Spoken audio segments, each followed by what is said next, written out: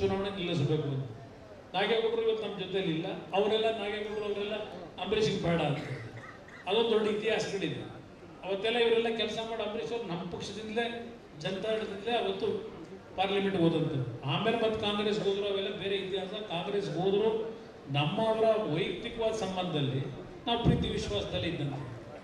ನಾನು 2 ಬಾರಿ ಮುಖ್ಯಮಂತ್ರಿ ಆದಾಗ, ಮೊದಲನೇ ಬಾರಿ 2007 ಮುಖ್ಯಮಂತ್ರಿ ಆದಾಗ ಯಾವುದು ನಮ್ಮ ರಾಜ್ಯದ ಅತ್ಯಂತ ಹಿರಿಯ ನಟರು, ಒಬ್ಬ ಕಲಾವಿದರಾಗಿ ಬಹುಶಃ ಅವರದೇ ಆದಂಥ ಇತಿಹಾಸ ನಿರ್ಮಾಣ ಮಾಡಿದಂಥವ್ರು ಡಾಕ್ಟರ್ ರಾಜ್ಕುಮಾರ್ ಅವರು ಸಹ ನಾನು ಮುಖ್ಯಮಂತ್ರಿ ಇದ್ದಾಗಲೇ ಅವರೇನು ನಿಧನರಾದರು.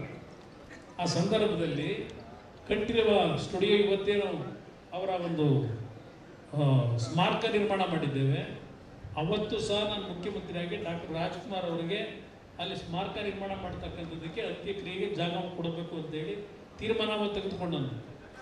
ಅದೇ ರೀತಿಯಲ್ಲಿ ನಾನು ಒಂದು ಮಾತು ಹೇಳ್ತೀನಿ, ಅದೇ ವಿಷ್ಣುವರ್ಧನ್ ತೀರ್ಕೊಂಡು ಹೋದರು. ವಿಷ್ಣುವರ್ಧನ್ ತೀರ್ಕೊಂಡು ಹೋದಾಗ ಇವತ್ತು ಸಾಲವಾಗಲಿಲ್ಲ. ಅದು ಅವ್ರಿಗೆ ಯಾವ ಜಾಗ ಕೊಡಬೇಕು ಅಂತಕ್ಕಂಥ ಸಾಲ ಮಾಡೋಕ್ಕೆ ಯಾರು ಮಾಡಲಿ.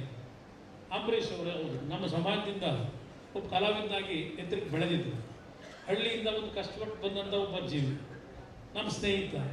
ಇದೆಲ್ಲದರ ಹಿನ್ನೆಲೆಯಲ್ಲಿ ನಾನು ರಾಜ್ಕುಮಾರ್ ಅವರ ಒಂದು ಜಾಗದಲ್ಲಿ ಏನು ಆ ಕಂಠೀರವ ಸ್ಟುಡಿಯೋದಲ್ಲೇ ಅದ್ರ ಎದುರುಗಡೆನೆ ಜಾಗ ಗುರುತಿಸ್ತಕ್ಕಂಥ ಕೆಲಸ ನಾವು ಮಾಡಿದ್ದು.